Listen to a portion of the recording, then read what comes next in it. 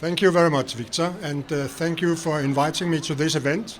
I have been here twice before, and it is also always so inspiring to be here and to meet you people from many countries, which prove to me and for others that our cause is not a local cause.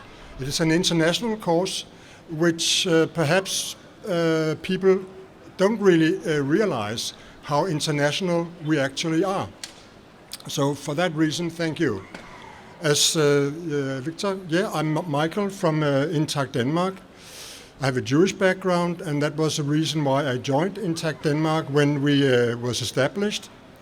This is today is an anniversary, 10 years anniversary of the Cologne Rule, and next year we have another important anniversary, 10 years of Intact Denmark. So of course it is natural to reflect on the time it takes to make such changes. I mean, after all, 10 years is a long time, and it is not strange that some may feel tired or feel disappointed that results haven't been accomplished. But results have been accomplished, but perhaps on a lesser levels. Actually, at least one can say that it is there's a common knowledge. There's a knowledge about social movements, which goes that social movements with a very strong causes, with very strong expectations, also have to realize that when these expectations are not met as hoped for, there will be some changes and there will be some people falling off or getting disappointed. In Intact Denmark, we have had the experience in the first years that many people had these very strong expectations of now we will have this law, this minimal age for circumcision very soon. And they went for very extreme ways of expressing that.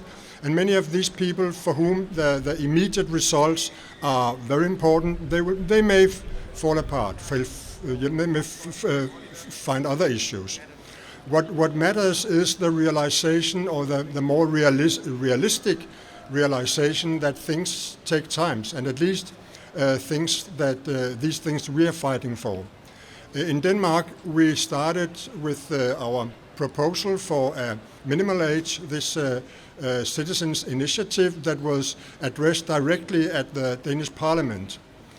Our experience was that the opposition, not only from the religious communities, but the opposition from religious communities was very strong, but more so the opposition from international politics was very strong, and was, to my opinion, the main reason why our citizens' initiative was turned down in the parliament at the end.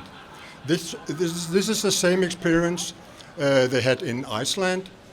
So we have to face this very strong opposition from international politics, especially from US, Israel, and Middle East, and other countries. The one argument, of course, is that, well, 1/3 of all men worldwide are circumcised, so how can it be a big problem? The answer to that argument, you should know, is the reason why 1/3 of men are circumcised worldwide is that they were circumcised as children. If circumcision is an adult thing, we will not have these numbers at all. Anyway, perhaps our strategies can change or will change. We could talk of a top-down strategy addressing directly on the highest level of the political institutions, or a bottom-up strategy. From the religious minorities, the critique has been that we should be more bottom-up. The changes should come from within the religious minorities. They don't want any legal laws pressed down on them. And this is, of course, unacceptable in the end, because what we want is a change, a legal change. Some of the critique has gone like, well, we shouldn't push religious minority away from us by using very strong language. We shouldn't use words like violence for circumcision or mutilation and things like that. But that is a false critique, I think, because circumcision is violence in all its criteria. Many people have this false idea that violence is a matter of intention, but that is not correct, and certainly not from a legal point of view. Violence is the act, irrespective of the intention. Intention may aggravate or milden the sanctions, but violence is not dependent on any intention. And that is also according to the UN Convention of the Rights of the Child, the Article 19 that demands that member states protect all children from all kinds of violence, irrespective of any intention. But there is this strange way of ignoring these simple facts, actually.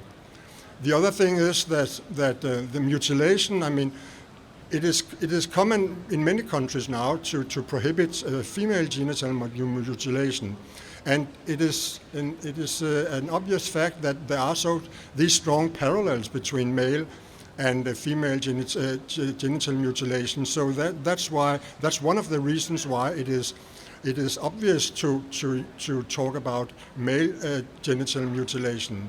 And again, Article 24. Article 24.3 have this in the Convention of the Rights of the Child, have this article that the states should protect all children from traditional practices that are harmful for the children's health.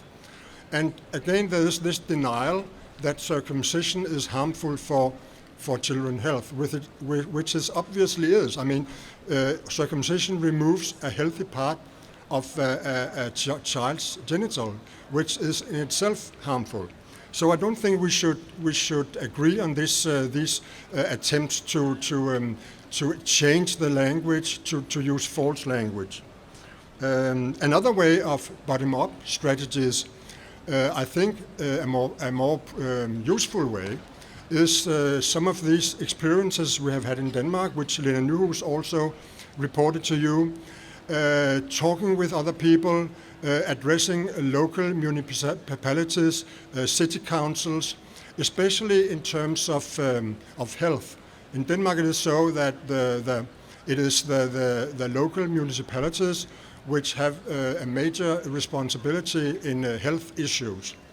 And this was the reason why some of these municipalities could work together with us, because they could argue for better information about circumcision, also proposing that the circumcision should be a matter of the boy's own consent when he is old enough, as a health prevention matter. So I think that I think there are many possibilities in that direction, especially because in that respect it will create more consciousness for people planning circumcision of their children, and also in terms of registration, which Lena was talking about. So this is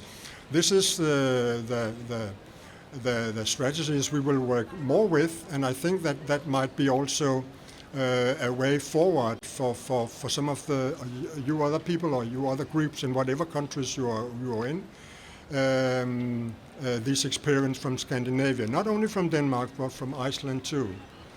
Yeah, that was what I would like to say. Thank you.